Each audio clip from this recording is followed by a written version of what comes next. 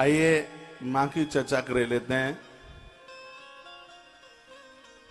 ऐसी मां ददाति वित्तम पुत्रांशः मतिम धर्मे गतिम शुभाम। जिनकी कृपा पा करके क्या नहीं मिलता, कुबेर भी जिनसे वित्त धन लेने के लिए जाते हैं, ऐसी मां भगवती जगदम्बा। और ये सत्य है, संपदा का डिपार्टमेंट मां भगवती जगदम्बा के हाथ में। इसलिए मां दुर्गा का भगत कभी भूख को नहीं मिलता, उसके पास किसी भी चीज का अभाव नहीं रहता।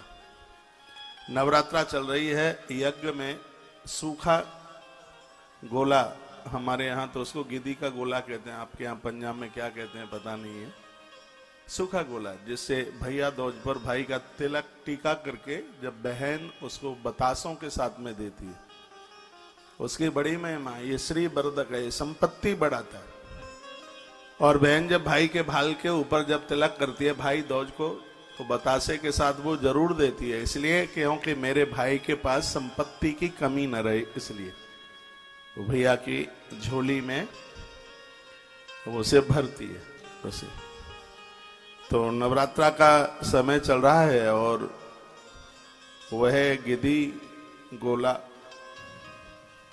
कहीं इसको गट्ट भी बोलते हैं, हाँ यहां भी बोलते हैं क्या? अच्छा, गट्टी ही बोलते हैं। अच्छा, यहाँ कलावा को खमली बोलते हैं, खमली। भाई को पाई बोलते हैं, भा पा में बदलता है, है? इधर को इत्थे और उसको उत्थे। अच्छा, पंजाबी है, बढ़िया, अच्छी है। हमें बोलना नहीं आता, सुनने में तो अच्छी लगती है, बट बढ़िया लगती है।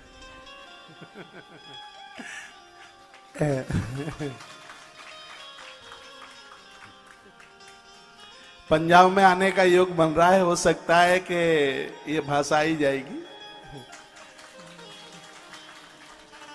एक बार जयकारा लगाइए, बोलिए सांचे दरबार की। तो आज की कथा बड़ी अद्भुत है। तुलसी तपोवन यूट्यूब चैनल पर बहुत बड़ी तादाद में भक्त लोग सुन रहे हैं। बेटा बासु रेड्डी, बच्चे का जन्मदिन कल का था, लेकिन कल मैं कथा में इतना डूब गया कि मुझे ध्यान ही नहीं रहा कि टाइम कब निकल गया। श्री सोमजी रेड्डी बहन विजय लक्ष्मी रेड्डी आश्रम के साथ बहुत लंबे समय से आप जुड़े हुए हैं और आपके पुत्र का जन्मदिन कल का रहा है। हमारे यहाँ तो 24 घंटा 365 दिन बधाई और मंगल कामनाएं ही होती है। हम हर रोज कृष्ण का उत्सव मनाते हैं, राम का उत्सव मनाते हैं, तो बेटा बासु का भी उत्सव मनाए लेते हैं। और आज यह बच्चा गौ माता का 6 व्रती मेंबर, जिसने 21,000 रुपए का सहयोग किया है अपनी कमाई में से। तालियां बेंगलोर तक भेज दीजिए, कर्नाटक तक। बहुत बहुत मंगल में बधाई और शुभकामनाएं। आइए अब मैं कथा की तरफ बढ़ रहा हूं। बहुत आनंद हो रहा है। पाप क्षयो भवेदि अस्मात् पुरस्चरण कर्मणा।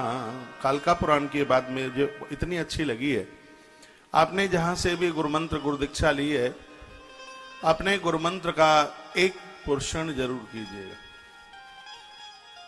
और इस मंत्र में जितने अक्षर हैं उतने पुरुषण कर दिए तो आपका इष्ट आपकी आंखों के सामने आके खड़ा हो जाएगा। जैसे ओम नमो भगवते वासुदेवाय, इसमें 12 अक्षर हैं। 12 लाख जब करोगे तो एक पुरुषण पूरा हो जाएगा। और ऐसे कहीं फिर 12 पुरुषण हो जाएं तो आपका इष्ट आपके सन्मुख होगा। संपूर्ण पाप जल करके राख हो जाते हैं पुरुषण करने से। मंत्र की महिमा कल भी आप सुन रहे थे। एकात्र संध्यास्तु प्रतिदिनम बीज संघात केन च। भले आप थोड़ा सा जपें, लेकिन उसको तीनों कालों में जपें, सुबह भी, मध्य में भी, दोपहर में भी और शाम को भी। और आप चाहेंगे तो ये संभव है 5 मिनट के लिए जपिए, लेकिन यह हो जाए। तस्या दत्ते स्वयं देवी पत्रम पुष्पम फलम जलम। मैया उन लोगों का घर कभी नहीं छोड़ती जिनके घर में देवताओं के ऊपर पत्ते, फूल, फल और जल से स्नान कराया जाता है। ये बात सुन लो, आपको कोई सुनाएगा नहीं। यह बात कालका पुराण है, दुनिया बहुत बड़ी है, लेकिन पटियाला की ही व्यासपीठ से काल का पुराण हो रहा है और कहीं नहीं हो रहा है इस समय। टीवी पर वैसे कहीं हो रहा हो सकता है, लेकिन लगता नहीं है। वर्णन है तस्यादत्ते स्वयं देवी पत्रम पुष्पम फलम जल। उस घर से मां कभी भी उस घर को छोड़ करके नहीं जाती है जहां देवताओं पर फूल पत्तियां चढ़ाई जाती हैं, देवताओं के ऊपर फल भोग लगाया जाता है और उन्हें जल से स्नान कराया जाता है। मां उनके ऊपर अति प्रसन्न होती है, बहुत भारी खुश होती है। देखो नवरात्रा चल रही है, भले ही आपके 2-3 दिन निकल गए हैं, आज से ही आप अखंड ज्योत घर में जला दो। किसी का जादू टोना टोटका महामारी दुकान व्यापार के लिए उल्टा पुल्टा कोई कर नहीं पाएगा, उसका चलेगा ही नहीं। तिल के तेल की महिमा है नवरात्रा में। कोई रुग्ण है, रोगी है, दवाई लगती नहीं है, सरसों के तेल की महिमा। एक ज्योत जलाइए, आपके घर के कोई मंगल कार्य कभी रुकेंगे नहीं। घृत तेल की इतनी बड़ी महिमा। 3 ज्योत अपने घर में आप जलाते, बहुत बड़ी महिमा। मां ज्योत से प्रसन्न। मां का तो एक रूप ज्योत में ही है। हाँ, 51 पीठों में से मां, इसलिए उसको ज्योता वाली के नाम से जानते हैं। कौन सी जगह बता सकेंगे आप? ज्वाला मां।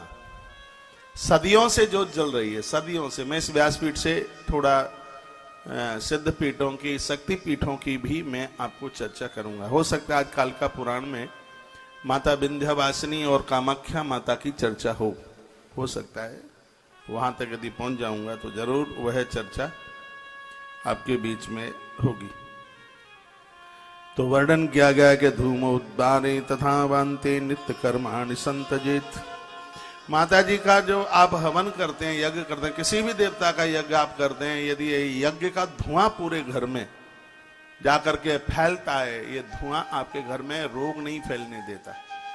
किसी का उल्टा पुल्टा किया गया, उसका असर नहीं होता। ये धुएं का इतना बड़ा प्रभाव, ये जन का धुआं। आज मैं संगला जी के घर पर रुका हूं, तो हमने लड्डुओं से हवन किया है। कल वो कालका पुराण में निकला था ना, लड्डू और खीर।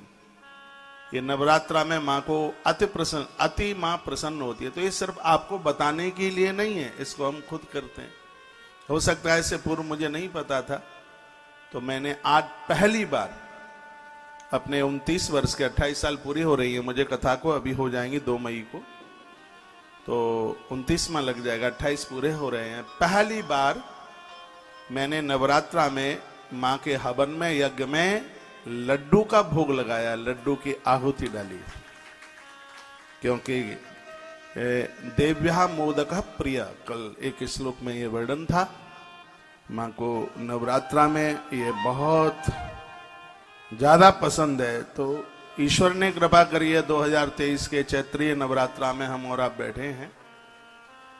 तो इस नवरात्रा को आप ऐसे ही हाथों से मन निकल जाने दीजिए। इसमें कुछ अच्छा सा कर लें, बढ़िया सा कर लें। विशेषतः शिव पूजा, नवरात्रा के साथ भगवान महादेव की आप पूजा करते हैं तो इसमें माता भगवती और ज्यादा अति प्रसन्न होती है, ऐसा भी वर्णन किया गया है। तो शंकर जी की पूजा, कोई भी, आज गणगौर है, राजस्थान में बहुत मनाते हैं, पंजाब का तो मुझे पता नहीं है। गणगौर में गणेश जी और शिवा और शिव, पार्वती माता और भगवान भोलेनाथ और भगवान गणेश,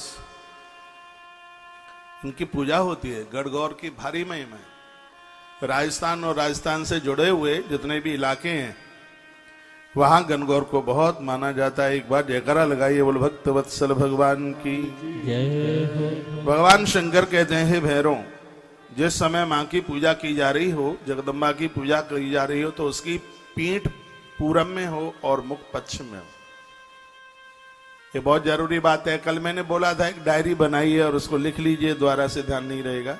बेस कम करके बोलिए खुलते भाई। पूजा जब आप स्थापना करते हैं नवरात्रा में, तो आपका जो मुख है पूजन में उत्तर की तरफ हो, दक्षिण की तरफ नहीं, उत्तर की तरफ। ऐसे मान लिया जाए यह है पूरब, तो मां का मुख ऐसे पश्चिम में, हम कहां बैठे, हमारी पीठ हो दक्षिण में और हमारा मुंह हो उत्तर में। तो उसकी बड़ी महिमा है, ये भगवान से बता रहे हैं। कहते हैं, वो कहते हैं कि ब्रह्म यज्ञ रोज करें, नित्य करें। जो लोग स्त्रियों की निंदा करते हैं उन्हें पूजा का कोई फल नहीं मिलता।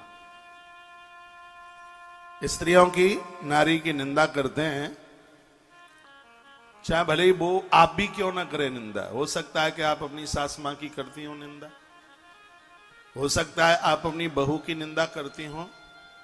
जो राजा की निंदा करता है, गुरु की निंदा करता है, स्त्री की निंदा करता है, हरि और हर की निंदा करता है, गुरुजनों की निंदा करता है, उसको किए गए सत्कर्म का कोई फल प्राप्त नहीं होता। इसलिए हम निंदक न बने बिल्कुल भी। नारी की भी निंदा बिल्कुल भी ठीक नहीं है। ऐसा वर्णन किया गया है, नित्य कर्मानुष्ठान, नित्य अपने अनुष्ठान को जारी रखें। वर्णन क्या है कि जो आसन जला हुआ है, जो आसन फटा हुआ है, ऐसे आसन पर बैठ करके साधना न की जाए। कितनी बढ़िया बढ़िया बातें कही हैं। जो जला हुआ है या फट गया है, उसको, आसन को धोया नहीं जाता, समय आने पर उसको बदल दिया जाता है। भगवान के कपड़े भी धोए नहीं जाते, उनको फिर बदल दिया जाता है कुछ समय के बाद में। भगवान के वस्त्र नहीं धोइए, वो अलौकिक हैं, वो पहनाने से कभी वो गंदे होते ही नहीं। हाँ, थोड़े मैले हो सकते हैं, लेकिन वो गंदे नहीं हो सकते। तो जब तक उनको आप पहना रहे हैं, उन्हें पहनाइए। जब वो पहनाने के लायक नहीं है, फिर उनको इकट्ठा कर लीजिए, किसी नदी में उनको विसर्जित कर दीजिए। ऐसे कहीं मंडाली है जहां जिनके, ये मैं पूरा कालिका पुराण से बोल रहा हूं, इसमें बहुत अद्भुत कर्मकांड का वर्णन है। इसमें पूजा का जो आसन है वो भी धोया नहीं जाता। उसमें किसी का पाम पड़ गया है उसको, तो उस आसन को सूर्य की किरणें दिखा दीजिएगा। किसी ऋतुकाल में किसी नारी की छाया पड़ गई है, उसका हाथ लग गया है, तो सूर्य भगवान की किरणें उसके ऊपर पड़ने से वो शुद्ध हो जाता है, वो पवित्र हो जाता है। लेकिन वो फट गया है, वो जल गया है, वो साधना के बिल्कुल लायक है ही नहीं। वर्णन है कि जिस धरती पर यदि किसी ने मलमूत्र का विसर्जन किया है और वो पूजा की जगह है, तो गैया के गोबर के लीपने से ही वो स्थान पवित्र हो जाता है, शुद्ध हो जाता है। ऐसा वर्णन, गैया का गोबर। और शायद आपको पता हो, यहां पर माताएं बैठी होंगी, पता होगा आपको, जब पहले बच्चे टॉयलेट कर लेते थे तो थोड़ा सा गोबर ला करके, उस कच्ची जमीनें होती थी, उसको ऐसे लीप दिया जाता था। तो यहां बड़ा अच्छा वर्णन है कि गौ माता के गोबर के द्वारा भूमि शुद्ध हो जाती है।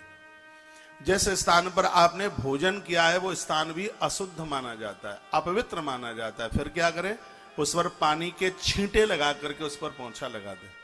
आजकल तो फर्श चलता है, तो पानी के छींटे।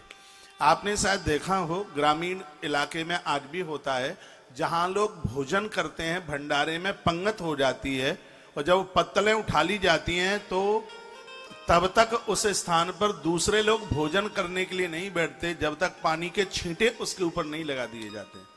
तो यहां वर्णन किया गया है कि जल के द्वारा वो स्थान पवित्र हो जाता है। किसी ऐसी जगह पर आप बैठ रहे हैं जो आपके लिए नई जगह है, तो इसमें वर्णन है कि वहां जल के छींटे लगा करके फिर वहां पर अपना आसन लगाइए, फिर वहां पर फिर आप बैठिएगा।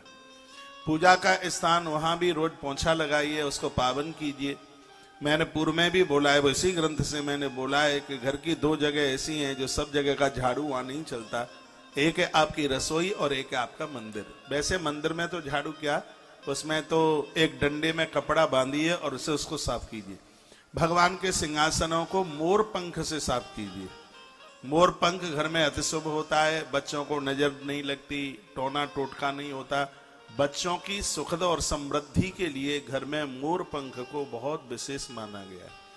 भगवान की आरती के लिए घर में चवर रखिए। एक भी घर ऐसा ना हो जिसके घर में शंख ना हो। शंख एक मुखी से लेकर 5 मुखी तक आता है। शंख एक समृद्धि का प्रतीक है। जिसके घर में शंख होता है उसके घर में गूंगे बहरे बच्चे जन्म नहीं लेते। गर्भिणी नारी शंख का जल, शंख में रात को जल भर दे और सुबह उसको आचमन के रूप में ले। मैंने बहुत बार निवेदन किया है, ब्रह्म पुराण में भी वर्णन है, चंदन का जल, असली हो चंदन, उसको पानी में भिगो दे, गंगा जल में भिगो दे, गर्भिणी नारी उस जल को ले, उसका बेटा स्वस्थ होगा, तंदुरुस्त होगा और रूपवान होगा। उसी प्रकार से शंख में भरा हुआ गंगा जल गर्भिणी नारी को दिया जाता है। इससे मूक संतान जन्म नहीं लेती, गूंगी संतान जन्म नहीं लेती। उस शंख का इतना बड़ा प्रभाव है। तुतले बच्चों को शंख का जल पिला देते हैं तो उनकी वाणी खुल जाती है।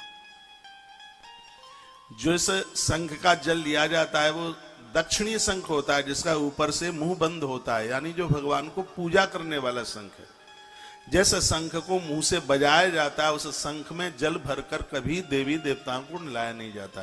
शंख से सिर्फ एक ही देव नहलाया जाता है जो भगवान विष्णु के प्रतीक में है। राम है, कृष्ण है, सालराम भगवान है और भगवान विष्णु हैं।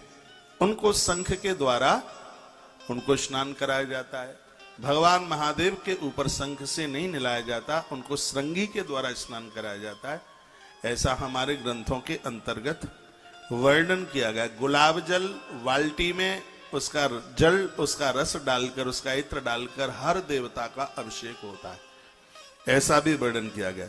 वर्णन किया है कि टूटे फूटे पात्रों को रसोई में न लें, टूटे फूटे पात्रों को बिल्कुल भगवान की पूजा में न लें, उसको भगवान की पूजा से बिल्कुल अलग कर दीजिएगा। टूटे फूटे बर्तन से भगवान को अर्घ न दें, ऐसा भगवान शंकर भैरवों को बता रहे हैं।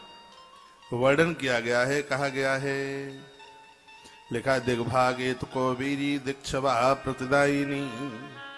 वर्णन है कि मां भगवती उत्तर दिशा दिग्भागे तो कौबेरी दिक्षवा प्रतिदायिनी, माता को उत्तर दिशा की तरफ मुंह करके पुजारी पूजा करता है, इससे माता प्रसन्न होती है। उत्तर मुखी होकर के माता चंडिका का पूजन करे। समझ में ना आवे तो भी सुन लीजिए, वैसे समझ में आ जाएगा। बड़ी अद्भुत बातें कही। तस्मा तन्मुख आसीन पूजे चंडिकासन पुष्पम चक्रम सम्मिश्रा विशीर्णम भगन गते। कीड़ा लगे हुए, पानी में डूबे हुए, धरती पर गिर गया है, या जिसको चूहे ने अपना मुंह लगा दिया है, ऐसे फूलों को त्याग देना चाहिए। वह फूल देवताओं के ऊपर न चढ़ाए। माली के घर में तोड़ करके रखा गया फूल कभी बासी नहीं होता, और आपके घर में एक दिन पहले फूल आ गया है उसको बासा माना जाता है। लेकिन माली के घर पर जो फूल तोड़ करके रख लिया गया है उसको बासा माना नहीं गया है। उसको इदम शिवाया परमम मनोहरम करोति योनेत तदीय पूजनम सवांक्षतार्दम संवाप चंडिका ग्रहम प्रियातः नचरेण भैरवः। भगवान शंकर कहते हैं, हे भैरव, इस विधान से जिसके घर में दुर्गा की पूजा होती है, मां जगदम्बा उस घर को कभी भी छोड़ के नहीं जाती। मैं आपको बहुत आग्रह पूर्वक निवेदन करूंगा कि 2023 का चैत्रीय नवरात्रा है, चल रहा है, और मैंने 10 बार 3 दिन में ये बात बोली है कि अब के बार की नवरात्रा बहुत ज्यादा विशेष है। 5 योगों के साथ नवरात्रा शुरू हुई है अब के, और बहुत वर्षों के बाद में हुआ है। खा पी करके, सो करके और सब पूरा जीवन निकल रहा है। वो इतने बड़भागी हैं, मां की उनके ऊपर इतनी बड़ी कृपा है, जो उपवास कर रहे हैं, जो व्रत कर रहे हैं। आज तो नहीं पता लगेगा, लेकिन आने वाले समय में ये एहसास होगा इस बात का कि आपने जो व्रत किया है इसकी कितनी बड़ी महिमा है। अपने आप में आने वाला टाइम बताएगा। आपके सुख के लिए, आपकी समृद्धि के लिए आपका छोड़ा गया ये अन्न में 32 से 48 दोष होते हैं। अन्न तो सिर्फ प्राण बचाने के लिए। पहले बाबाजियों की लाख वर्ष उम्र होती थी क्योंकि वो अन्न नहीं खाते थे, इसलिए अन्न मैंने भी छोड़ दिया है, इसलिए क्योंकि अच्छे काम करने के लिए लंबा जीवन जीना है। 1 लाख गैया तो भी हो जाएगी, मैं आज से रोटी खाना शुरू कर दूं तो भी, ये मुझे पता है। हाँ, 1 लाख गाय का मेरा संकल्प है, वो तो मैं जीवना शुरू कर दूं, भोजन लेना शुरू कर दूं, वो तो भी हो जाएगी। खैर मुझे तो भोजन लेना ही नहीं है, अन्न छूटा है, ये मुझे पता है कि इस अन्न के छोड़ने से मैं स्वस्थ रहूंगा, और एक लंबा जीवन जी करके इस धरती के लिए एक बहुत बड़ा काम करके जाऊंगा।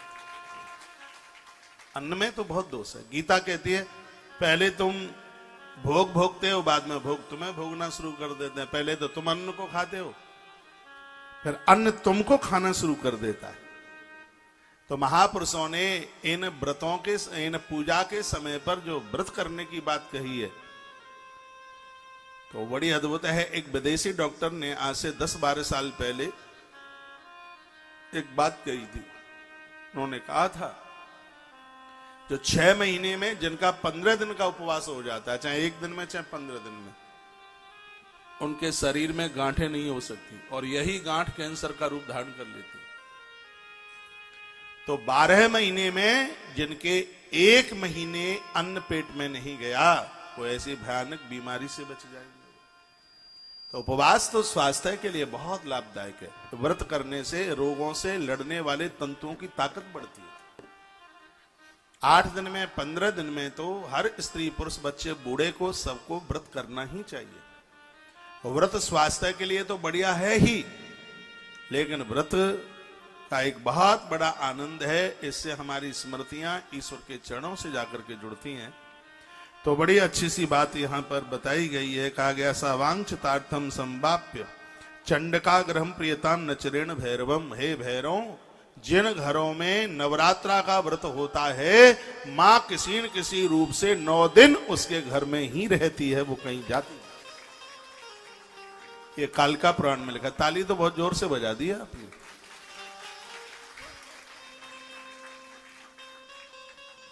तो वर्णने सवांक्षितार्थम समवाप्य चंडका ग्रहम प्रियातान चरेण भैरव। ये भैरव, जिसके घर में, पूरे घर में कोई एक व्यक्ति भी नवरात्रा का व्रत कर रहा है तो मैया किसी न किसी रूप से 9 दिवस के लिए उसके घर में है, उसके घर से नहीं कहीं जा सकती। यह नवरात्रा की इतनी बड़ी महिमा है। अंतःस्पृष्टम पदास्पृष्टम इतने न परिवर्जयेत। वर्णन किया गया है कि इन दिनों में पूजा पाठ में दूसरे के घर का अन्न मत खाइए, दूसरे के घर का पानी मत पीजिए, सूतक पातक में मत जाइए। किसी की मृत्यु हो गई है, उठावनी हुई है, आप अनुष्ठान में बैठे हैं, आपने व्रत किया है, आपने उपवास किया है, तो इन दिनों में जाना वर्जित है। मुझे भटिंडा जाना था इन्हीं दिनों के बीच में, है तो ज्यादा दूर लेकिन जाना था, लेकिन मैं नहीं जा पा रहा हूं क्योंकि वहां किसी की मृत्यु हुई है और मैं अनुष्ठान में बैठा हूं, तो उसमें जाना संभव नहीं हो सकता। जैसे नियम मेरे लिए है वैसे ही नियम आप सबके लिए। इस बात को, अरे जिस बात को स्वयं भगवान शिव कह रहे हैं, भगवान शंकर कह रहे हैं, तो बात तो वो मान लेनी ही चाहिए। वैसे तो यह कहा गया है कि इस अनुष्ठान के बीच में फलियार भी जो आप बनाते अपने हाथों से बनाए। सूतक पातक जिनके घर में हैं, जो अशुद्धि में हैं, ऐसे लोगों को तो अनुष्ठानी लोगों के सन्मुख आना ही नहीं चाहिए, नहीं तो उन्हें अपराध लग जाएगा। वर्णन किया गया द्वितीय सतुवर्णस्य चंडिका योगिनी मतः।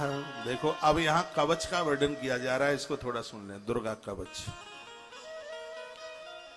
माता रानी के 6 अंग हैं। दुर्गा सप्तशती में, मार्कंडेय पुराण में, कालिका पुराण में उसका वर्णन है। मेरे सामने कालिका पुराण रखा है, एक बार फिर इसका दर्शन कर लो। इसी में से मैं आपको निवेदन कर रहा हूं। इसमें कुछ कवच की विशेष महिमा का वर्णन किया है जो मैं पहली बार आपके बीच में सुना रहा हूं, सुन लीजिए। 6 अंग हैं मां के, 3 कवच, अर्गला स्तोत्र और कीलक, और 3 है रहस्य। इन 6 से मां भगवती जगदम्बा अति प्रसन्न होती है। तो भगवान शिव कवच के बारे में बता रहे हैं। अस्य मंत्रस्य कवचम शृणु बेताल भैरवम। बेताल और आ गए भैरव और बेताल, बेताल और आ गए श्रोता। वैष्णवी तंत्र संज्ञस्य वैष्णव्याश विशेषता। बताया गया है कि जो कवच का पाठ करता है इससे माते प्रसन्न होती है। काल के गाल में व्यक्ति सुरक्षित रहता है। कवच की इतनी बड़ी महिमाएं, तत्र मंत्रादक्षरम तु वासुदेव स्वरूप धृक। जो दुर्गा कवच का पाठ करते हैं, भगवान नारायण अपना सुदर्शन चक्र लेकर के खड़े रहते हैं उसकी रक्षा में। ये देखो लिखा है इसमें। जो दुर्गा कवच का पाठ करते हैं, जैसे कोई राम रक्षा स्तोत्र का पाठ करता है तो हनुमान जी अपनी गदा लेके खड़े रहते हैं वहां। जो दुर्गा कवच का पाठ करते हैं, भगवान नारायण अपना चक्र लेकर के वहां खड़े रहते हैं। वर्णन किया गया है, तत्र मंत्राक्षरम तु वासुदेव स्वरूप। भगवान वासुदेव किसी न किसी रूप से उनकी रक्षा में वहां खड़े रहते हैं। कवच माता जी के 9 नामों से ही आरंभ होता है। प्रथमम शैलपुत्री च, द्वितीयम ब्रह्मचारिणी। ये तो दुर्गा सप्तशती का श्लोक है, लेकिन इसके श्लोक कुछ और है। प्रथमम योगिनी पूर्ववर्णस्य शैलपुत्री प्रकीर्तिता। इसके श्लोक दूसरी तरफ से। माता का पहला रूप है शैलपुत्री। शैलपुत्री नारी के 9 रूप हैं। मैं ये निवेदन करके आगे चलूंगा। नारी के 9 रूप है। सबसे पहले तो पिता की बेटी है शैलपुत्री। दूसरी वो ब्रह्मचारिणी, बेटी से थोड़ी सी बड़ी, थैला लेकर पढ़ने को जाती है, ब्रह्मचारिणी। कार्तिक स्नान करती है, पूजा पाठ भी उसने शुरू कर दिए, ब्रह्मचारिणी। उसके बाद में तृतीय चंद्र घंटेती नारी का तीसरा रूप है। जब वो विवाह के योग्य होती है, उस समय उसके चेहरे पर बड़ी रौनक होती है, बड़ी दमक होती है, बड़ी चमक होती है। तब माता पिता को लगता है कि अब हमारी कन्या विवाह के लायक हो गई है। इसका नाम चंद्र घंटा होता है। उस समय चंद्र देवता पूरा रूप उस बेटी को दे देते हैं। इसलिए वर्णन किया है कि जो बेटियां चंद्रमा की पूजा करती हैं, चंद्रदेव इतने प्रसन्न होते हैं, एक तो बेटी को शीतल बना देते हैं और सुंदर बना देते हैं। इसलिए पूर्णिमा का जो व्रत है ये नारियों के लिए, मातृशक्ति के लिए। चंद्रमा की कृपा से शीतलता और सुंदरता, ये दोनों चीजें मिलती हैं। एक बेटी को सहज, सुंदर और होशियार, ये तीनों का होना बहुत ज्यादा जरूरी है। बेटी सुंदर नहीं है, सहज सरल नहीं है, होशियार नहीं है, तो उसके विवाह में बड़ी दिक्कतें चल के आती हैं। उसका होशियार भी होना जरूरी है, घर की बात कोई बार न गए, उसका सहज सरल होना भी और उसका सुंदर भी होना जरूरी है। जिस समय पार्वती का जन्म हुआ तो हिमाचल पर्वत ने पूछा नारद जी को कि हमारी बेटी कैसी है, बताइए आप, हमारी कन्या कैसी है। तो वो क्या जवाब देते हैं कि सुंदर सहज सुशील सयानी, सुंदर सहज सुशील सयानी, नाम उमा टीका भवानी। सुंदर सहज सुशील सयानी, सुंदर सहज सुशील सयानी, नाम उमा टीका भवानी। सुंदर सहज सुशील सयानी, नाम उमा टीका भवानी। सुंदर सहज सुशील सयानी, सुंदर सहज सुशील सयानी, नाम उमा टीका भवानी। सुंदर सहज सुशील सयानी, नाम उमा टीका भवानी। बेटी का सुंदर होना जरूरी है, उसका सरल, उसका चरित्रवान और उसका होशियार होना बहुत ज्यादा जरूरी है। तो माता का जो तीसरा रूप है वो चंद्र घंटा, चंद्रमा की तरह वो शीतल होती है और चंद्रमा को बताया जाता है बहुत सुंदर है। और बेटियां मैं यह निवेदन करूंगा, जो भी कोई स्त्री पुरुष कोई भी माता रानी के तीसरे दिन का व्रत करते हैं, तीसरे दिन की उपासना करते हैं, वो सरल हो जाते हैं, वो क्रोध को जीत लेते हैं। आनंद की बात है, दुश्मन उनके सामने परास्त हो जाते हैं। अड़ोसी पड़ोसी से दुश्मनी है, बोलचाल बंद है और ज्यादा दिक्कत देता है, ज्यादा परेशान करता है, तो यह माता रानी का जो तीसरा दिन है, चंद्र घंटा, जो आज का दिन है, एक नारी का ये तीसरा रूप है। कल चौथा दिन होगा, चौथे दिन में कुष्मांडा माता। कुष्मांडा ये विवाह के बाद में जब नारी गर्भ में संतान धारण करती है, तब अंड गर्भ में, अंड मीन्स गर्भ में जब वो संतान धारण करती है, तब नारी का चौथा रूप है कुष्मांडा। और फिर है स्कंद मातेती, स्कंद माता यानी कार्तिकेय और गणेश की माता। ये नारी का पांचवा रूप है। जब उसको मां के नाम से पुकारा जाता है, तब वो मां हो जाती है। कुष्मांडा में तो वो पत्नी है, अभी संतान आई नहीं है, अभी संतान गर्भ में, चंद्र घंटा तक वो बेटी रहती है। और उसके तत्पश्चात फिर वो पत्नी हो जाती है नारी, गर्भ में संतान आती है। जब बच्चा जन्म ले लेता है, तब उसका नाम होता है स्कंध माता।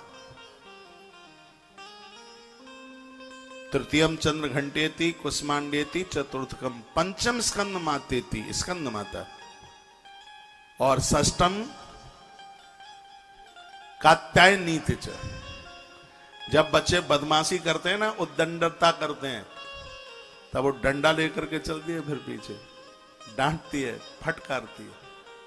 पति भी परेशान करता है, गृहस्थी कैसे चलाए, वो सामान लेके ही नहीं आता। उधर बच्चे नाक में दम करते हैं, उस समय वो कात्यायनी बन जाती है, महिषासुरमर्दिनी, और डांटती है, वो फटकारती है, कात्यायनी। षष्टम कात्यायनीति च। सप्तम काल रात्रि थी। जिस समय पति बीमार हो जाता है या बच्चा बीमार हो जाता है, तो रात रात भर जागती है, सोती नहीं है, अस्पताल की चारपाई को पकड़े हुए बैठी रहती है। रात्रि में जितना नारी जाग सकती है, पुरुष कभी भी नहीं जाग सकते। जब ये बच्चों को जन्म देती है ना, बच्चे इतना रोते हैं, बाप को तो बस एक दिन ही दे करके देख लीजिएगा, माथा पकड़ करके भाग जाएगा। ये तो माता ही है जो संभाल लेती है। नारी जितना रात्रि को जीत सकती है, पुरुष के तो बस का काम है ही नहीं। रात रात भर सोती नहीं है, जागती है। वो किसी के ऊपर क्रोध करती है, इसलिए वो काल रात्रि नहीं है, उसने रात को जीत के बता दिया, इसलिए वो काल रात्रि है। जो समय को अपने हाथ से निकलने नहीं देती, इसलिए उसका नाम है काल रात्रि। इसका समय देखिए, सुबह जगेगी, 1 मिनट को तो फालतू नहीं जाने देती। झाड़ू पोंछा, फिर नहा धो करके तत्काल नाश्ता बनाती है, हाल ही दोपहर का समय हो जाता है, फिर हाल बच्चे स्कूल से आने वाले, उसको तो फुर्सत है ही नहीं, दिन रात एक कर देती है। और जब घर का कोई सदस्य बीमार हो जाए, रात रात भर जागती रहती है, उसकी चारपाई पकड़े रहती है। और ये नारी का 7वां रूप है काल रात्रि। 8वां है वो महागौरी है। महागौरी जब प्रवचन सुनती है, कथाएं सुनती है, मंदिर में जाती है, मनौती मांगती है, कहती है, हे भोलेनाथ, मेरे बच्चों को अच्छी तरह से अब तुम लगा दो, घर में ठीक से बहू आ जाए। फिर वो सास बन जाती है। हाल ही महागौरीत चाष्टमम, सास बन गई। बहुत बड़ी जिम्मेवारियां उसने पूरी की हैं। और ये 8वां रूप है उसका, और 9वां रूप है उसका प्रथमम शैल पुत्री च, द्वितीयम ब्रह्मचारिणी, तृतीयम चंद्र घंटेति कुष्मांडेति, चतुर्थकम पंचम स्कंद मातेति, षष्टम कात्यायनी, सप्तम काल रात्रि थी। महागौरीत चाष्टमम, सास बन गई। महागौरीत चाष्टम, पूजा पाठ कर रही है, संतों के पास जा रही है, कभी जन्म पत्री दिखाती है, कभी हाथ दिखाती है, कहती है कि अरे देखो तो सही, बहू को बेटा नहीं है, बेटा काम से नहीं लगा है, और इनकी भी तबीयत ऐसी ही रहती है, थोड़ा सा बताओ ना, आप कुछ बताओ, आप कुछ बता ही नहीं रहे, और हम तो इतनी दूर से आए हैं और आप कुछ बता ही नहीं रहे हैं। वैसे बोलती है। ये उसका 8वां रूप है। महागौरी शास्त्रों नवम सिद्धिदात्री च, नवम सिद्धिदात्री च, और फिर तो नवम सिद्धिदात्री च। और जब वह नारी अपने घर में इस तरीके का जीवन जीती है, तब वो परिवार को आशीर्वाद देने के, मैं इसलिए तो बहनों को कहना चाहता हूं कि तुम्हारी बूढ़ी डोकरियां कर कर पूजा आराधना ये सिद्धिदात्री बन गई है। साधना करते करते इनके पास में वो आशीर्वाद है, वो भगवान के पास भी नहीं है। जब वो बुजुर्ग है, माता रानी का एक रूप है, बिल्कुल वृद्धा है, बिल्कुल वो बूढ़ी है, इनका आशीर्वाद लीजिएगा। और तत्पश्चात माता का जो 9वां रूप है नारी का, वो अपने लिए कुछ भी नहीं करती और उसका प्रस्थान का समय चल करके आ जाता। पूरा जीवन उसका ऐसे ही चला गया। द्वितीयस्य तु वर्णस्य चंडिका योगिनी मताः, दूसरे में वो ब्रह्मचारिणी चंद्र घंटा, तृतीयस्य कुष्मांडो तत्परस्य च। इसमें पूरा वर्णन किया गया है। जो नवरात्रा के 9 दिन व्रत करता है, उपवास करता है, तो कालका पुराण के इस दुर्गा कवच में लिखा है कि सोहमेव महादेवी देवी रूपस्य शक्तमान अस्य वैष्णवी तंत्र कवचस्य नारद से अनुच्छंद। नारद जी ने इस कवच को गाया है और इसमें भगवान शंकर कहते हैं कि जो नवरात्रा करने वाले लोग हैं, मैं महादेव उनका संग एक क्षण के लिए नहीं छोड़ता। ये भगवान शंकर इस दुर्गा कवच का वर्णन करते समय भैरव के सामने बोल रहे हैं। स्वयं भैरवनाथ दुर्गा कवच पढ़ते हैं। बेताल भैरव दुर्गा कवच, स्वयं विधाता ब्रह्मा जी, देवसी नारद जी दुर्गा कवच पढ़ते हैं। तो दुर्गा कवच की कितनी बड़ी महिमा है। इसमें वर्णन है कि जो भी कोई दुर्गा कवच पढ़ता है, दुर्गा कवच का पाठ करता है, तो नारायण तो चक्र लेकर के खड़े रहते हैं, पर भगवान महादेव कहते हैं कि उस भक्त का एक क्षण के लिए मैं संग नहीं छोड़ता। इतनी बड़ी महिमा है नवरात्रा की, इतनी बड़ी महिमा। नवरात्रा करने वाले को भगवान महादेव एक क्षण के लिए भी कभी छोड़ नहीं सकते। भगवत कृपा से नवरात्रा का समय चल रहा है, तो इन दिनों का आनंद कर लीजिएगा। बहुत आनंद की बात है, मां की कृपा से ही। और ये 2023 की जो नवरात्रा हमें और आपको प्राप्त हुई है, ये मां की कृपा है। सकृदयस्तु पठेदत कवचम मय कोदितम। भगवान महादेव कहते हैं, मेरे द्वारा गाया गया कवच जो एक बार भी पढ़ लेता है, वह संपूर्ण। बेटियां और सुन लो, 10 मिनट तुम्हारे मतलब की बात आ रही है, हाँ सुन लो, अच्छा घर मिलेगा। ये मैं पहली बार बात बोल रहा हूं जो इसमें लिखा है कि सकृदयस्तु पठेदत कवचम मय कोदितम। जरूरी काम हो तो बेटा जा सकते हो, पढ़ने जाना हो, हाँ जाके मोबाइल चलाना है, सोना है तो मन जाना, बिल्कुल पढ़ने जाना है, स्कूल जाना है तो जा सकते हो। ये बात मुझे बड़ी मलूक लगी है। सकृदयस्तु पठेदत कवचम मय कोदितम सा सर्व यज्ञ बलम लभते नात्र संशय। इसमें लिखा है, जो लोग दुर्गा कवच का नित्य पाठ करते हैं, उनको संपूर्ण यज्ञ करने का फल रोजाना प्राप्त होता है, ऐसा भगवान महादेव कह रहे हैं। यह महिमा कालका पुराण में वर्णित की गई है। लिखा है, स सर्व यज्ञस्य फलम लभते नात्र संशय। इसमें बिल्कुल संशय वाली बात नहीं है। जो दुर्गा कवच का पाठ करते हैं, मैं थोड़ा दुर्गा सप्तशती में से दुर्गा कवच निकालूं। इसमें कवच नहीं है, इसमें कवच की महिमा है। कालका पुराण में दुर्गा कवच नहीं है, उसमें उसकी महिमा का वर्णन किया जा रहा है कि आप नित्य कवच पढ़ते हैं तो उस कवच की महिमा क्या है, उसमें इस कवच का पाठ करने से क्या मिलता है, इसमें यह वर्णन किया गया है। तो वर्णन किया, सकृदयस्तु पठेदत कवचम मय कोदितम। आचार्य जी लिख लेना, मुझे ध्यान नहीं रहेगा बाद में। इसमें लिखा है कि सकृदयस्तु पठेदत कवचम मय कोदितम। जो लोग नित्य, ये नहीं कि आज कर लिया फिर 6 महीना बाद करें, जो नित्य दुर्गा कवच का पाठ करते हैं, तो सा सर्व यज्ञस फलम लभते नात्र संशय। भगवान महादेव कहते हैं, हे भैरव, इसमें बिल्कुल संशय वाली बात नहीं है। उन लोगों को, चाहे स्त्री हो पुरुष, उनको संपूर्ण यज्ञ करने का फल रोजाना प्राप्त होता है। जो नित्य दुर्गा कवच का पाठ करता है।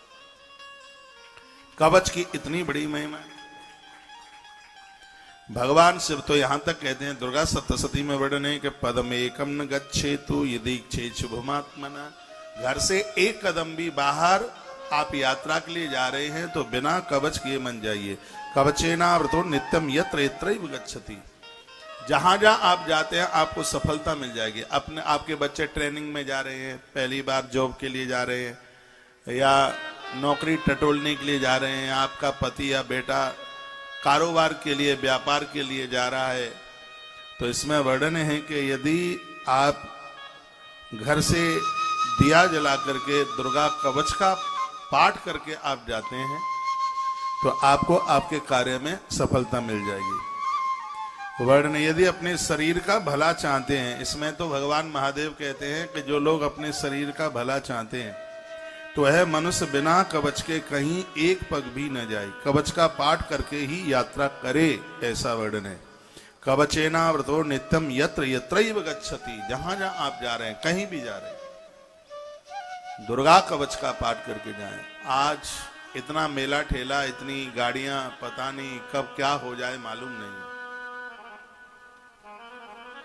एक मैं नारायण कवच का मंत्र आपके बीच में बोलूंगा। जैसे आप अपने स्कूटर पर, बाइक पर या गाड़ी पर जहां भी आप बैठते हैं, आप यह बोलिए ओम विष्णवे नमः 5 बार। ओम विष्णवे नमः, ओम विष्णवे नमः, ओम विष्णवे नमः, ओम विष्णवे नमः, ओम विष्णवे नमः। ये नारायण कवच का मंत्र है। ये काल के गाल में से हमारी रक्षा करता है। आप वाहन पर बैठे उससे पहले 5 बार नारायण कवच के इस मंत्र का उच्चारण करें। व्यक्ति काल के गाल में सुरक्षित रहेगा, आपकी गाड़ी सुरक्षित रहेगी, हम और आप सुरक्षित रहेंगे। एक बार क्या हुआ, बात पुरानी है, राजस्थान में एक जगह पड़ती है सादुलपुर, डिस्ट्रिक्ट चूरू में। यहाँ कोई राजस्थान के बैठे हों, आप उधर जाते हो सालासर की तरफ, तो हिसार से एक रास्ता जाता है। हाँ, तो एक बार क्या हुआ, 800 गाड़ी होती थी, पुरानी बात है। तो हम वृंदावन से पहले ये रास्ता होता था फरीदाबाद होकर के, और ये बहादुरगढ़ से निकल करके ये रोहतक वाली सड़क पकड़ी और गाड़ी अचानक ऐसी पलटी खाई कि गाड़ी खंदी में गिर गई। हम 4 लोग बैठे थे उसमें, और सबके मुंह से ओम विष्णवे नमः, ओम विष्णवे नमः, ओम विष्णवे नमः। आप विश्वास करें, गाड़ी खत्म और चारों के चारों लोग एकदम बिल्कुल सुरक्षित थे। किसी को बिल्कुल एक मच्छर का भी कहीं दाग आया। 2002 में हमने सुकताल में कथा करी। उससे पहले मैं आगरा के पास में कोई एक जगह थी यूपी में, वहां कथा करके मैं उधर पहुंचा। तो नारायण भागवत की कथा थी, उसमें मैंने कुछ नारायण कवच का व्याख्यान किया। नारायण कवच बड़ा अद्भुत है और नारायण कवच का ही मंत्र है ओम विष्णवे नमः। तो मैंने वहां बोला होगा कि लोगों की जीवन सुरक्षा के लिए शायद बीमा वाले उतनी सुरक्षा न दे पाए, उससे ज्यादा सुरक्षा ये नारायण कवच का मंत्र। हाँ, बीमा वाले पैसा दे देंगे जीवन थोड़े ही दे देंगे, लेकिन नारायण कवच का तो जो मंत्र है भैया, ये पैसा भी देता है और ये श्वासें भी देता है। ये इसकी महिमा है, ये इसकी विशेषता है। तो मैं बोल के चला गया सुकताल कथा के लिए। अभी उसको 8 दिन भी नहीं हुआ, किसी बच्चे की मां को बिजली ने पकड़ लिया। वो गर्मी का टाइम था, गांवों में ज्यादा तरह से अब तो ऐसा नहीं है, सजगता आ गई है। नहीं, वो जैमफल के जो 2 तार पकड़ करके ऐसे लगाते हैं उसको, वो डायरेक्ट, तो उसमें कहीं शॉर्ट था और वो लग गया, वो चिपक गई, ये समझ लो। उसका वो बच्चा वो खड़ा था, उसने कहा ओम विष्णवे नमः, ओम विष्णवे नमः, ओम विष्णवे नमः। लाइट चली गई और उसकी मैया बच गई। भले ही लाइट को अपने आप जाना रहा हो, लेकिन लगेगा तो यही कि ओम विष्णवे नमः इस मंत्र के प्रभाव से लाइट चली। उस बच्चे ने रात्रि को फोन किया, हमारा जी आपका बड़ा बड़ा धन्यवाद है। 2002 की बात है, बहुत पुरानी बात है। महाराज जी, आपने कथा हमारे यहाँ गुप्ता जी के लिए नहीं करी। जिन्होंने कथा कराई वो गुप्ता थे, अग्रवाल लोग थे, वो ईंट के भट्टे, बहुत बड़ा उनका काम था। कहा कि वो कथा आपने उनके लिए नहीं, ये कथा हमारे लिए हुई है, हमारी माँ बच गई। मैंने कहा क्या हुआ? बोल के ऐसे ऐसे बिजली ने पकड़ लिया माँ को। मैंने कहा ओम विष्णुवे नमः, ओम विष्णुवे नमः, इतने में लाइट चली गई और मेरी मैया बच गई। मेरा बड़ा विश्वास है इन सब चीजों के ऊपर। ये सब चीजें विश्वास की ही तो हैं। तो कितना अच्छा लिखा है कि पदमेकं न गच्छेतु यदि चेक्षुभमात्मनः कवचेनावृतो नित्यं यत्र यत्रैव गच्छति।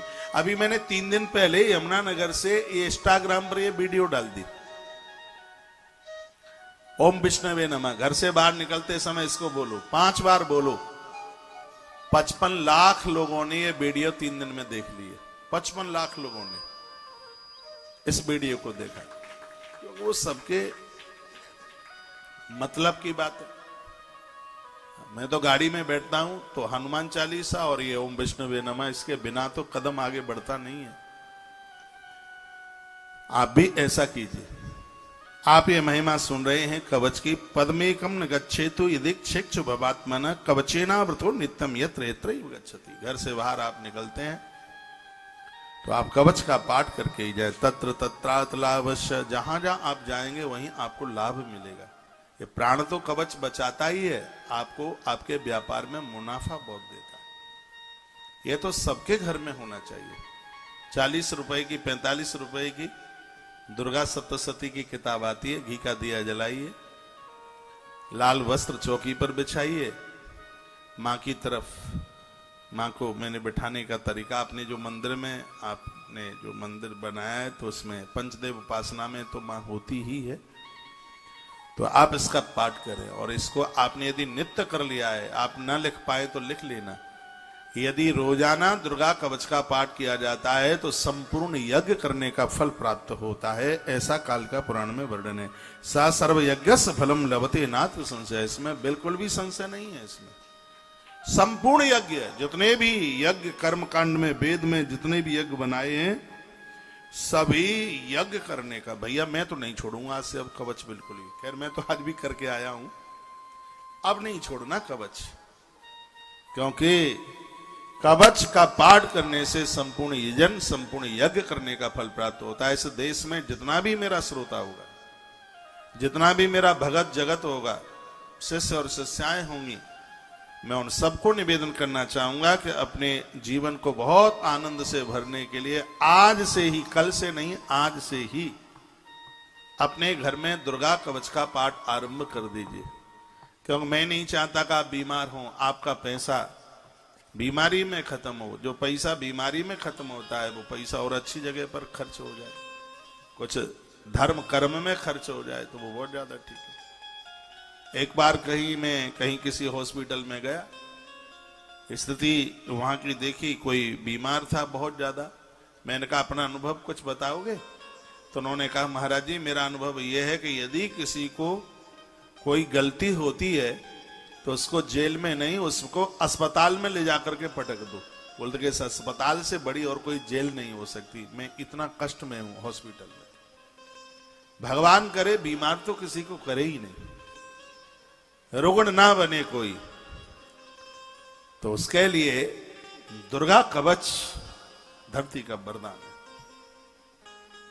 और इसको आप महापुरुषों के कहने से करते हैं तो इसका और ज्यादा प्रभाव है। तो मेरी व्यासपीठ बोल रही, मेरी बात मत मानो, मेरी व्यासपीठ की बात तो मान लो। इसको विनियोग छोड़ करके पहले आचमन करें, आसन लगाएं, विनियोग छोड़े और उसके तत्पश्चात फिर इसको आप करें। लिखा है तत्र तत्रार्थ लाभस्य। जिधर जिधर आप जाएंगे वहां वहां आपको लाभ मिलेगा। जिनके बच्चे मिलिट्री में हैं, फौज में हैं, जब वो अपनी ड्यूटी पर जाते हैं तो दुर्गा कवच का पाठ करके जाए। विजय सारो काम कहा, वो अपनी बंदूक राइफल लेकर जिधर निकल जाएंगे दुश्मन की छाती चीर देंगे, उनको विजय मिलेगी, उनको कोई पराजित नहीं कर सकता। यह है दुर्गा कवच का प्रभाव है। जिस जगह पर दुर्गा कवच होता है वहां पर बीमारियां नहीं फैलती। हम लोगों ने कोरोना काल में बहुत दुर्गा कवच का पाठ किया। यम यम चिंतते कामम तम तम प्राप्नोति निश्चितम। भगत जैसा चिंतन करेगा, जैसा सोचेगा, उसको वैसी ही फलश्रुति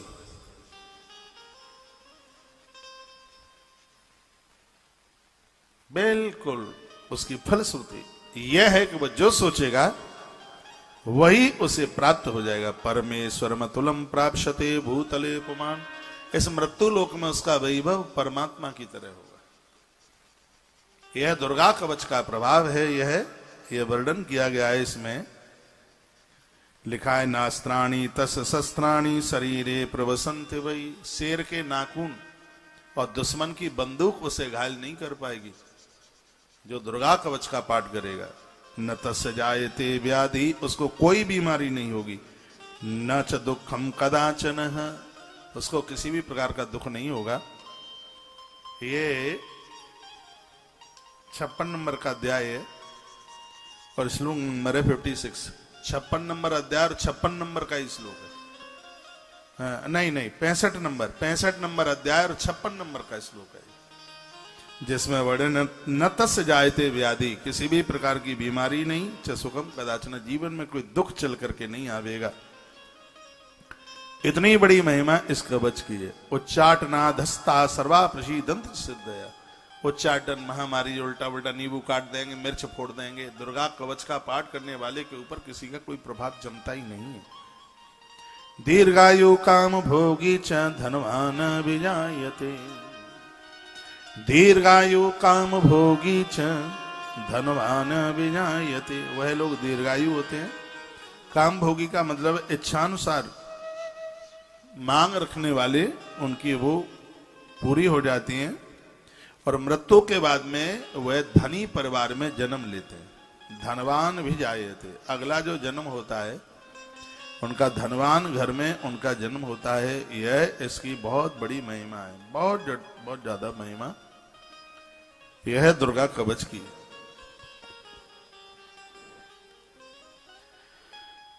निर्भयो जायते मर्त संग्रामे स्वपराजिते, पराजितः निर्भयो जायते। दुर्गा कवच का पाठ करने वाले लोग निर्भय हो जाते हैं। वह जिस जिस अविष्ट वस्तु का चिंतन करते वो मिल जाता है। पृथ्वी पर निश्चय ही वो निर्भय होकर के घूमते हैं। कवच से सुरक्षित मनुष्य निर्भय हो जाता है, युद्ध में उसकी पराजय नहीं होती।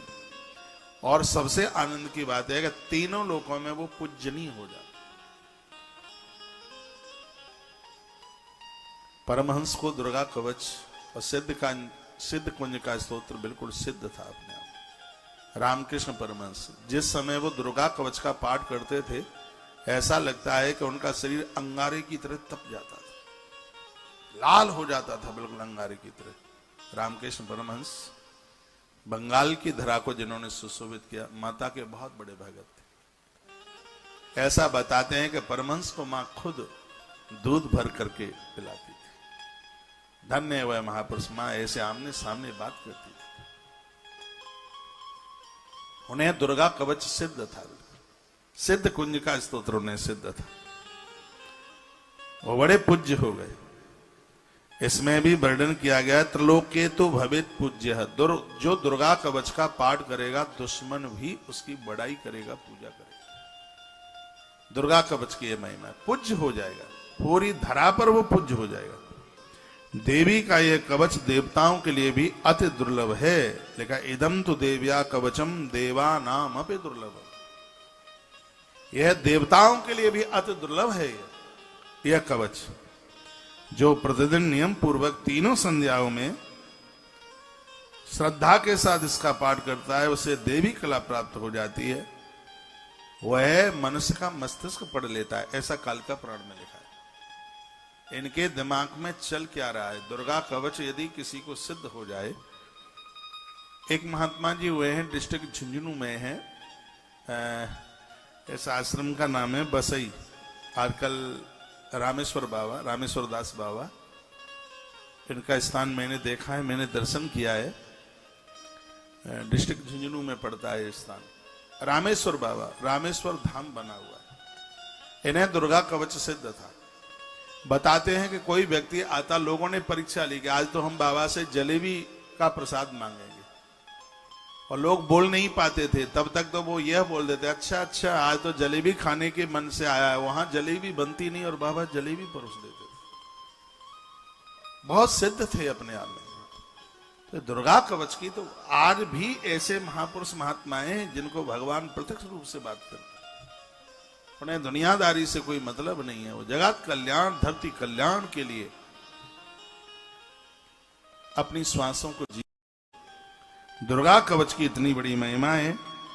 देखा, जीवेद वर्ष तम सागरम अप मृत्यु विवर्जिता। 100 साल से पहले तो दुनिया छोड़ के जाएगा ही नहीं। ये वरदान है दुर्गा कवच का इस कलयुग में। आनंद की बात है कि उसकी अपमृत्यु यानी अकाल मृत्यु नहीं होगी उसकी। जो दुर्गा कवच का पाठ करेगा अकाल मृत्यु नहीं होगी। अपमृत्यु विवर्जिता यानी उसकी अकाल मृत्यु नहीं होगी।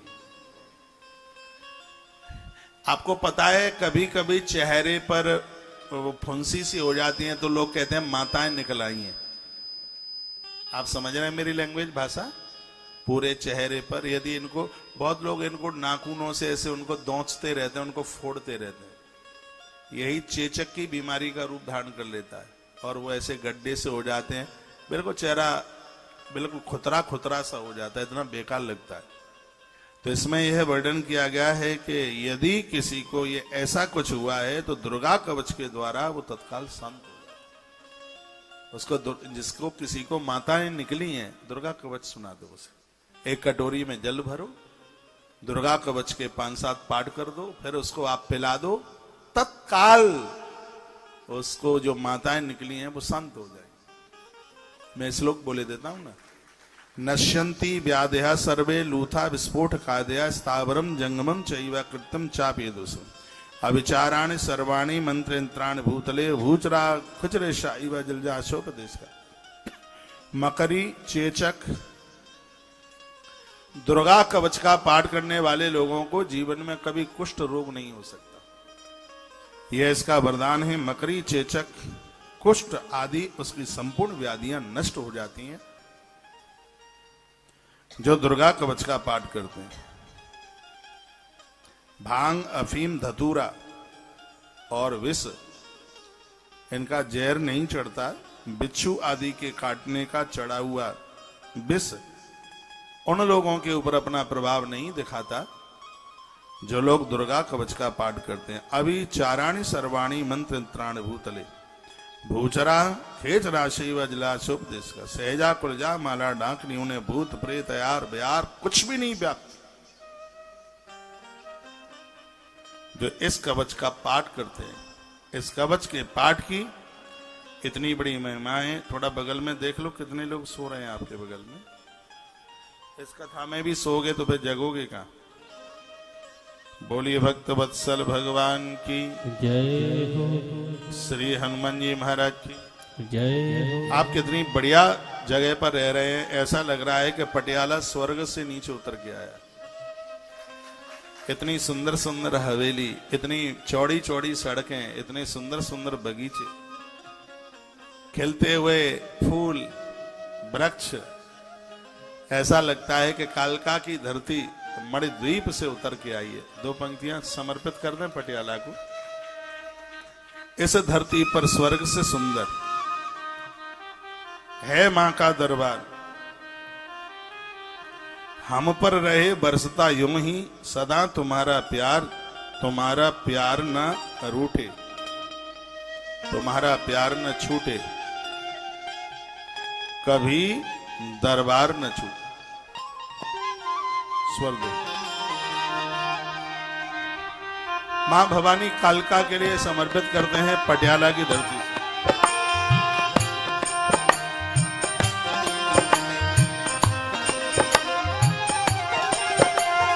इस धरती पर स्वर्ग सुंदर है तेरा दरबार।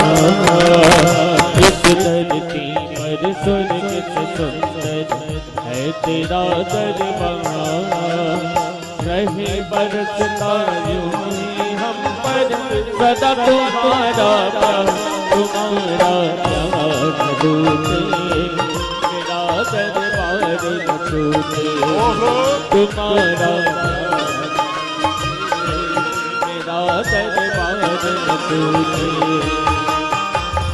इस धरती पर स्वर्ग से सुंदर है तेरा दरबार।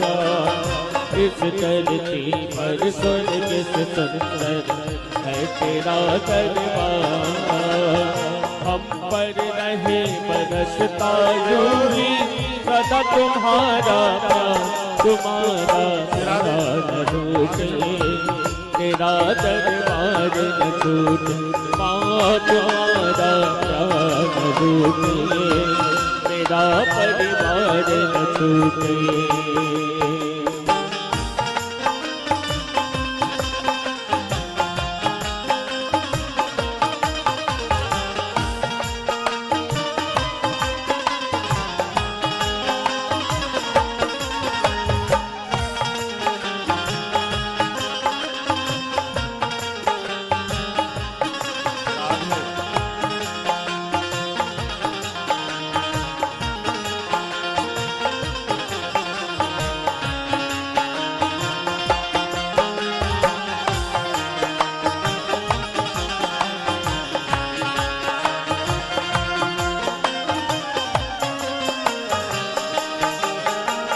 हम संतान तुम्हारी और तुम हो मात हमारी।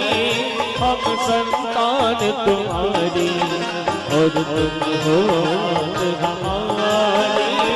हर उलझन में मैया पलती हो डाल हमारी।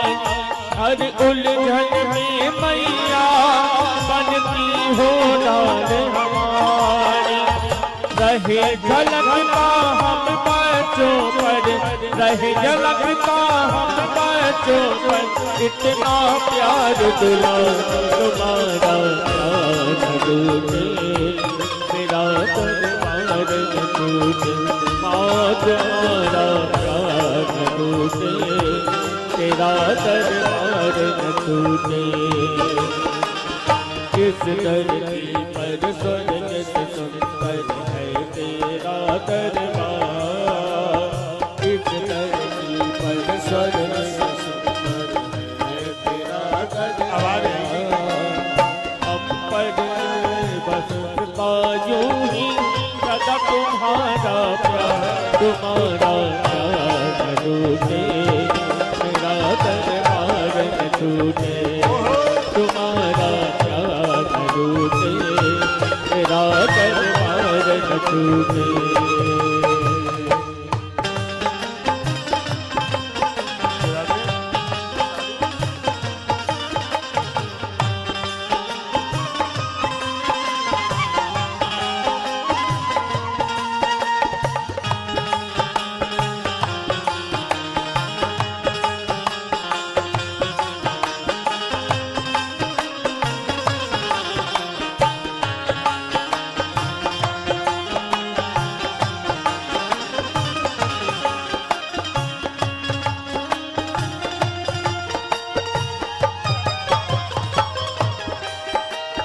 दे ऐसा वरदान मुझे माँ करता रहूं मेरी पूजा।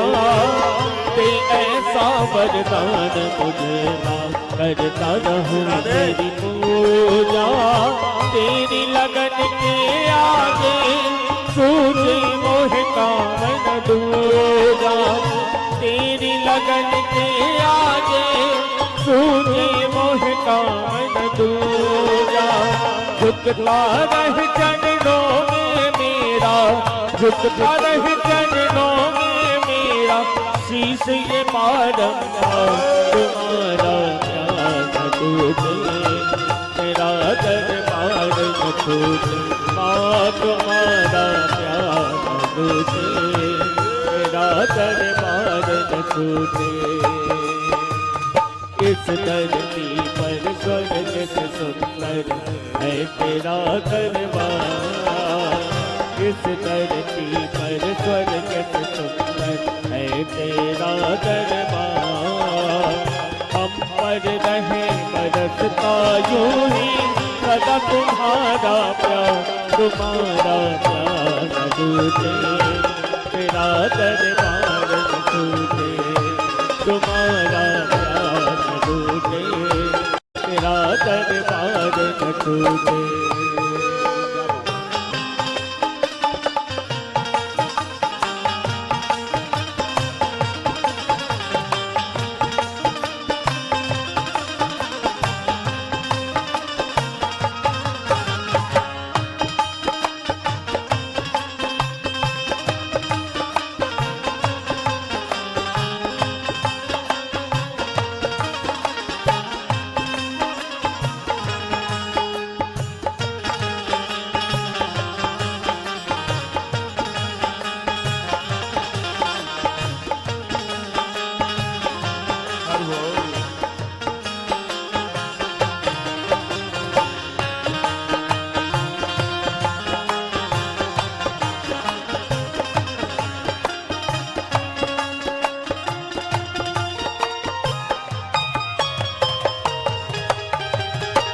संतान तुम्हारी और तुम हो मात हमारी।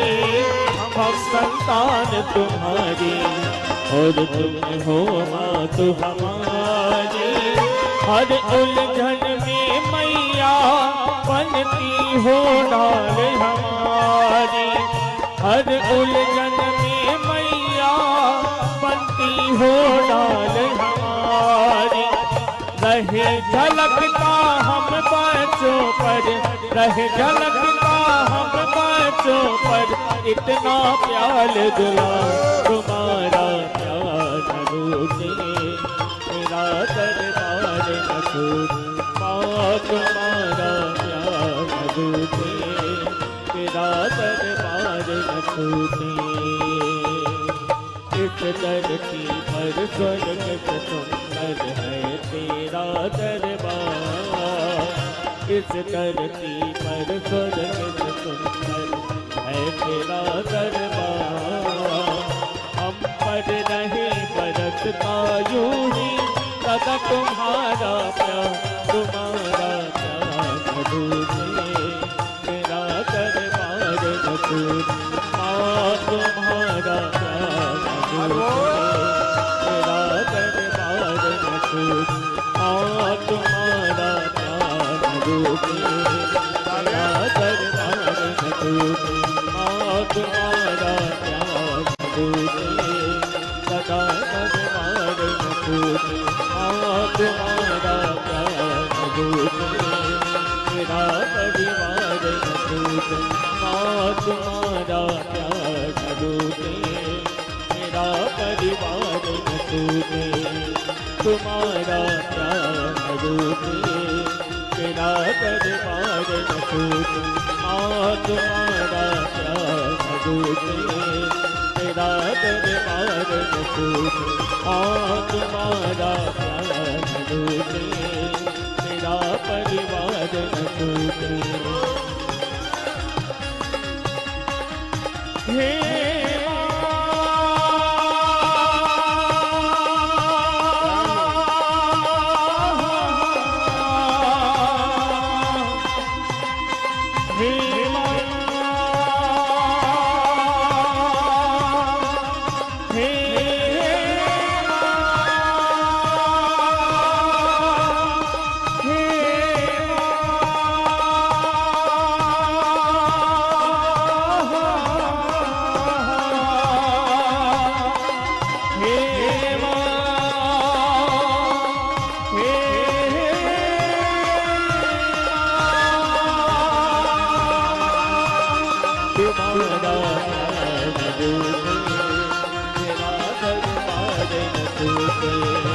तुम्हारा प्यार रूठे।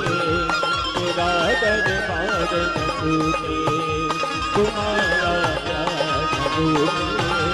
मेरा दरबार न छूटे, तुम्हारा प्यार रूठे। तेरा दरबार न छूटे, माँ तुम्हारा प्यार रूठे। तेरा दरबार न छूटे। सांचे दरबार की जय हो। श्री हनुमंत बलवंत महाराज की जय परम हो। कल्याणी गौ माता की जय नमः हो। पार्वती नमः पार्वती पतये हर हर महादेव। जय जय श्री राधे श्री राधे श्री राधे। भगवान शिव दुर्गा कवच भैरवनाथ को सुनाते हैं। कहते संग्रामेषु जय शत्रु मातंगानिव केसरी। जिस प्रकार से सिंह हाथी को पराजित कर देता है, दुर्गा कवच का पाठ करने वाला वीर दुश्मन को पराजित कर देता है। उसके ऊपर दुश्मन की एक नहीं चलती। हाथी कितना मोटा होता है, कितना बड़ा होता है, लेकिन सिंह उसको पछाड़ देता है।